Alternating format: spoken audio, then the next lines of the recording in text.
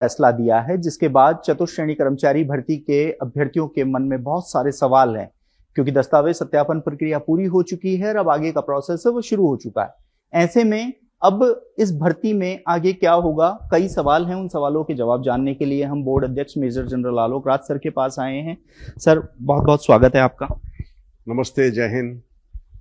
High court ने एक फैसला दिया 0 अंक को लेकर कि किसी भी सरकारी नौकरी में न्यूनतम अंकों की अनिवार्यता तो रखी जाए। आपको वो आदेश प्राप्त हो चुका, आप क्या कुछ किस रूप में देखते हैं? देखिए, जो ये माननीय हाईकोर्ट का फैसला हुआ है चतुर्श्रेणी भर्ती के संदर्भ में, तो जो उनका एक व्यक्तित्व है, जो उन्होंने ऑर्डर पास किया है कि न्यूनतम क्वालिफिकेशन होनी चाहिए, ये बहुत ही स्वागत योग्य फैसला है। और मैं भी शुरू से मानता हूँ कि किसी भी सरकारी कर्मचारी, चाहे वो चतुर्श्रेणी की हो, चाहे वो सीनियर लेवल की हो, कुछ ना कुछ न्यूनतम योग्यता होनी चाहिए, ताकि जो कर्मचारी हैं वो अपना काम अच्छे से कर सके। और इसके बारे में मैंने पहले से भी, जब मैंने चार्ज संभाला था यहाँ पर 2023 में, तब भी मैंने सरकार से आग्रह किया था और विभागों को लिखा था कि प्रयास करें कि हर जगह एक न्यूनतम योग्यता रखी जाए।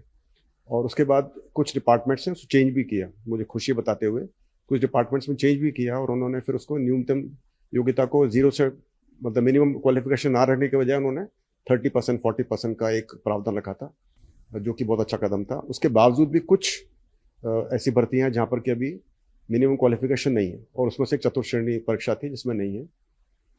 तो इसके संदर्भ में उन्होंने एक आदेश भी किया है कि सरकार एक कमेटी गठित करके इस पर विचार करे और फिर कुछ परीक्षाओं, भर्तियों की न्यूनतम योग्यता रखे। तो आई एम श्योर सरकार इसमें, जो विभाग हैं वो उसमें कुछ कार्रवाई करेंगे। जहाँ तक चतुर्श्रेणी भर्ती का सवाल है, आप जानते हैं कि जब एक गेम शुरू हो जाता है, तो रूल्स ऑफ गेम के दौरान बदले नहीं हो सकते। ये एक हमारी मान्यता है, ये इस तरह का प्रेसिडेंस बना हुआ है।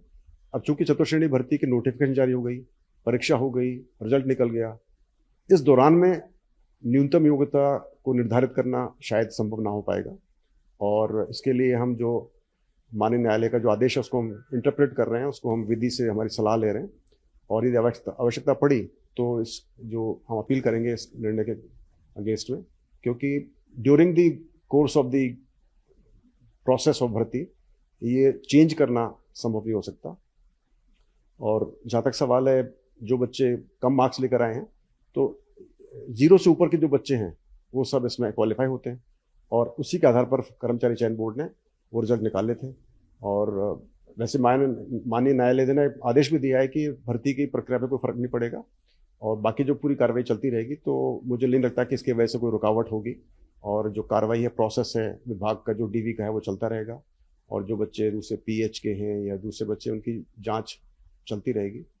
तो विधि से परामर्श करने के बाद फिर हम एक निर्णय लेंगे, और आवश्यकता पड़ी तो हम डबल मैच में जाएंगे। और लेकिन मैं समझता हूँ इससे बहुत ज़्यादा फर्क नहीं पड़ेगा। जो मेरिट में बच्चे हैं, टॉप में बच्चे हैं, जो आ रहे हैं, उनका सिलेक्शन होना निश्चित है। जैसे न्यूनतम अंकों को लेकर आप शुरू से ही फेवर में रहे हैं, किसी भी स्तर की परीक्षा हो, जैसे आरपीएससी ने 40% न्यूनतम अंकों की अनिवार्यता कर दी, एक स्ट्रिक्ट आदेश है। यूआर साहू साहब ने जब ज्वाइन किया था तो उन्होंने साफ कहा था कि ये नियम नहीं बदला जाएगा। आप किस रूप में देखते हैं कि कर्मचारी चयन बोर्ड की भर्तियों में भी इतना तो न्यूनतम अंकों का क्राइटेरिया होना ही चाहिए? देखिए, न्यूनतम मार्क्स का क्राइटेरिया कर्मचारी चयन बोर्ड का निर्णय नहीं हो सकता। ये जो निर्णय होता है ये विभाग का होता है, और ये हमारे अधिकार क्षेत्र के बाहर होता है। और विभाग भी शायद चाहते हैं कि उनका न्यूनतम मार्क्स होने चाहिए, मगर उनके विभागीय रूल्स होते हैं, और वो रूल्स एक कैबिनेट स्तर पर अप्रूव होते हैं। तो वो चाहते हुए भी इतनी जल्दी से किसी को चेंज नहीं कर सकते, किसी भी रूल को।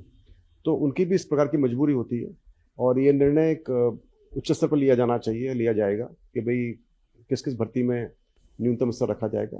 लेकिन मैं समझता हूँ कि ये एक नीड ऑफ द आवर है, जैसे कि माननीय कोर्ट ने आदेश दिया, और मैं भी इसके फेवर में हूँ। और मुझे पूरी उम्मीद है कि सरकार के अंदर भी सभी चाहेंगे कि हम जो हमारे कर्मचारी हों, चाहे किसी भी स्तर के हों, उनका कुछ तो एक न्यूनतम क्वालिफिकेशन होना चाहिए, या न्यूनतम मार्क्स उनके हासिल होने चाहिए। जैसे एक एनएचएम के अंदर एक नर्स का अपॉइंटमेंट था, तो उसके काफ़ी कम मार्क्स थे, मगर चूंकि उसमें न्यूनतम क्वालिफिकेशन का कोई भी मार्क्स का कोई भी क्राइटेरिया नहीं था, तो बहुत ही कम मार्क्स पर उसको नर्स के लिए बनाना पड़ा। लेकिन उसके बाद फिर डिपार्टमेंट ने निर्णय लिया और बाकी सभी परीक्षाओं में उन्होंने फिर उसको 40% क्राइटेरिया कर दिया या 35% फॉर SC/ST कर दिया। तो वो अच्छा एक निर्णय था स्वास्थ्य विभाग का। मैं समझता हूँ इसी माफिक बाकी भर्तियों में भी धीरे धीरे ये संभव हो पाएगा और होना भी चाहिए। इस समय चतुर्श्रेणी कर्मचारी भर्ती के वो अभ्यर्थी बहुत डरे हुए हैं। हालांकि देखिए, एक्स सर्विसमैन हो, दिव्यांग हो या विधवा कोटे की हो, शहरिया हो, 10 गुना सूची लिस्ट आपने जारी की थी, लेकिन फिर भी वो डरे हुए हैं। इन अभ्यर्थियों को क्या मैसेज देंगे कि आपको डरने की जरूरत नहीं है? क्योंकि एक मीडिया में ऐसा वो बन गया कि ये अब नौकरी नहीं लगेंगे, बाहर हो जाएंगे, क्योंकि कई ऐसे अभ्यर्थी हैं जिनका 0 पे चयन हो रहा है। उन अभ्यर्थियों के डर को दूर करने के देखिए, चयन 0 पे नहीं हो रहा है, 0 से नीचे पे चयन नहीं हो रहा है। जिन भी कैंडिडेट्स के मार्क्स, क्योंकि ये मैथमेटिक्स वाली बात है, जिन भी कैंडिडेट्स के मार्क्स 0 से ऊपर हैं, चाहे वो 0.0035 है, तो वो 0 से ऊपर है और वो क्वालिफाइड हो रहा है, तो उनका चयन होना चाहिए।